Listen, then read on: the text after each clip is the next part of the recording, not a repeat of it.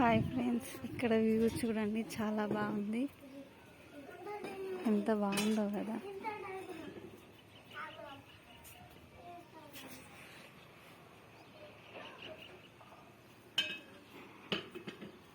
చుట్టూ చెట్లు, పల్లెటూరి వాతావరణం